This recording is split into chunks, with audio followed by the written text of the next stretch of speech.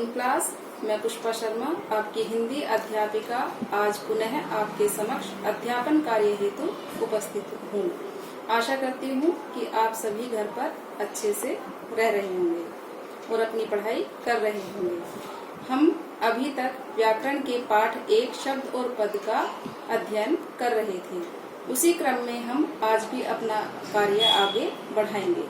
अपने पाठ को शुरू करने से पूर्व बच्चों को जो कुछ डाउट्स हैं उनको मैं क्लियर कर देना चाहती हूँ कि हमारे पाठ्यक्रम में इस बार थोड़ा सा बदलाव आया है, जिसके कारण अभी नई बुक अवेलेबल नहीं है। तो जो पाठ मैं आपको करा रही हूँ अभी आप उसी से कर लीजिए और अपनी वही व्याकरण की पुरानी पुस्तक खरीद लीजिए, उससे कोई दिक्कत नहीं आएगी। तो आइए हम अपना पाठ आरंभ करते हैं। शब्द और पद में अंतर। अपने पाठ का आरंभ करने से पूर्व आप सभी बच्चे गृह कार्य नोट कर लीजिए। यौगिक व योगरूढ़ शब्दों में अंतर स्पष्ट कर दोनों के 5-5 उदाहरण लिखिए। बच्चों, अभी तक हमने शब्द के भेद पढ़े हैं, उत्पत्ति के आधार पर, अर्थ के आधार पर, और आज हम रचना के आधार पर शब्द के भेद का अध्ययन करेंगे। तो रचना के आधार पर शब्द के कौन कौन से भेद होते हैं, चलिए वह जान लेते हैं। रचना के आधार पर शब्द के 3 भेद होते हैं। तो सबसे पहले हम यहाँ पर लिखेंगे शब्द और फिर ऐसे करके डायग्राम लाएंगे। रूढ़ शब्द सबसे पहला कौन सा भेद है? रूढ़ शब्द। और दूसरा यौगिक शब्द। और तीसरा हमारा आता है योगरूढ़ शब्द। योगरूढ़ शब्द। ये योगरूढ़, यौगिक और रूढ़ शब्द कौन कौन से हैं, इनके विषय में हम जान लेते हैं कि रूढ़ शब्द क्या होते हैं।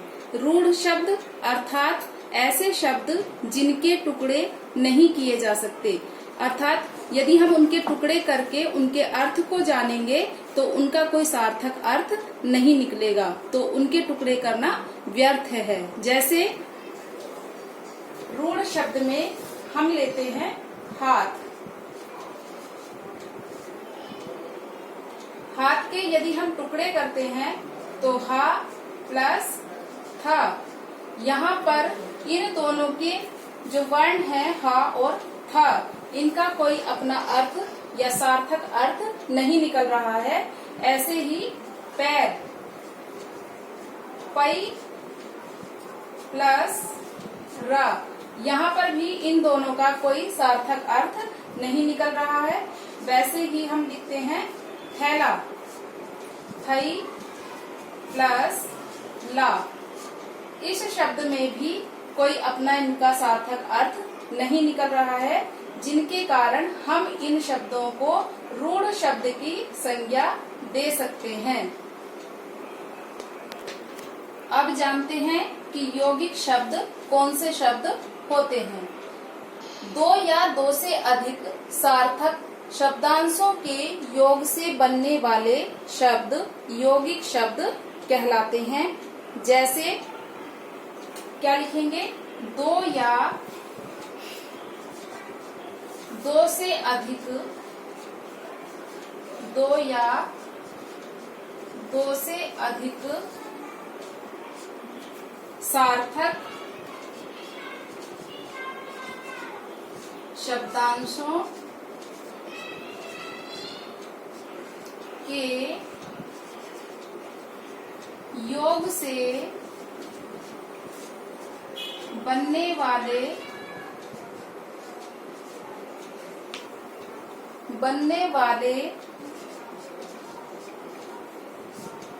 शब्दांशों को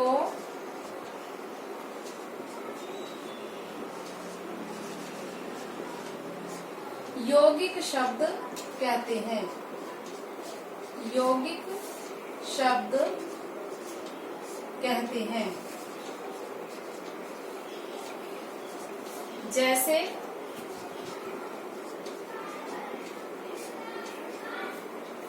विद्यालय, विद्या प्लस आलय। यहाँ पर विद्या शब्द का भी अपना अर्थ है और आलय शब्द का भी अपना सार्थक अर्थ निकल रहा है। अर्थात हम कह सकते हैं विद्या का आलय जिस स्थान पर विद्या का प्राप्त किया जाता है, विद्या का घर, और विद्यालय शब्द इसका सार्थक शब्द निकल के आ रहा है। दूसरा उदाहरण देख लेते हैं, पाठशाला।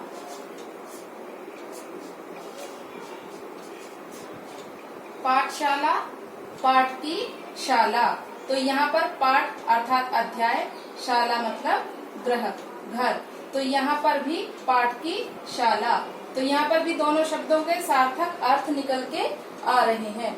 वैसे ही राष्ट्रपति, राष्ट्रपति, राष्ट्र देश और पति स्वामी, राष्ट्र का स्वामी, तो यहाँ पर भी दोनों के अर्थ सार्थक निकल रहे हैं, जिनके कारण इन्हें यौगिक शब्द कहा जाता है। योगरूढ़ शब्द, ऐसे यौगिक शब्द जो किसी विशेष अर्थ को प्रकट करते हैं, उन्हें हम योगरूढ़ शब्द कहते हैं। उदाहरण के माध्यम से समझ लेते हैं। जो यौगिक शब्द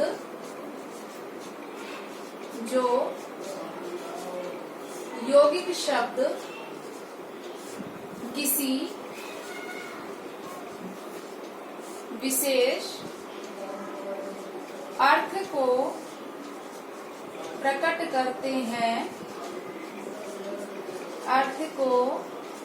प्रकट करते हैं, उन्हें हम योगरूढ़ शब्द कहते हैं। योगरूढ़ शब्द कहते हैं।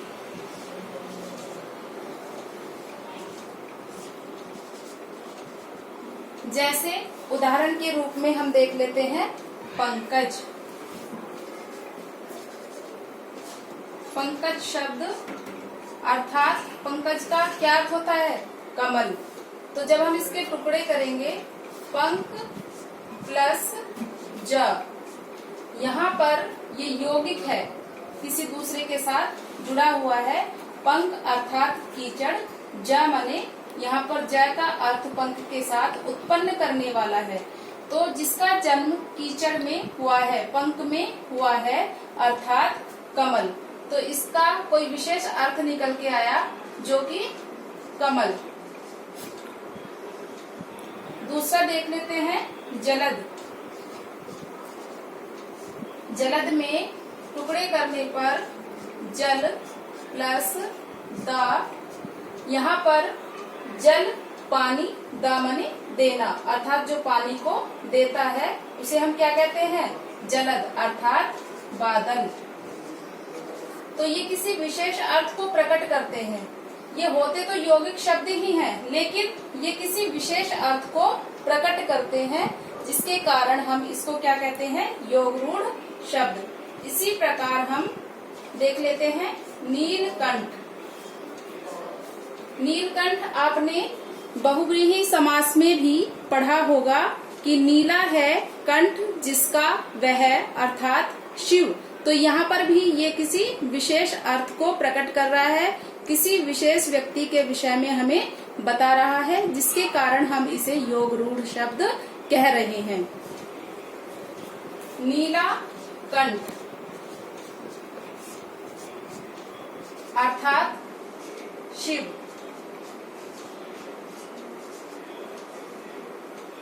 ये हुआ हमारा योगरूढ़ शब्द।